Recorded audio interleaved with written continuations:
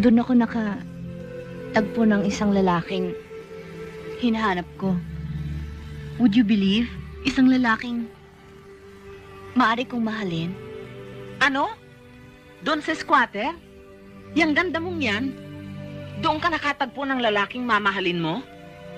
Bakit? Sobra bang gandang lalaki niyan?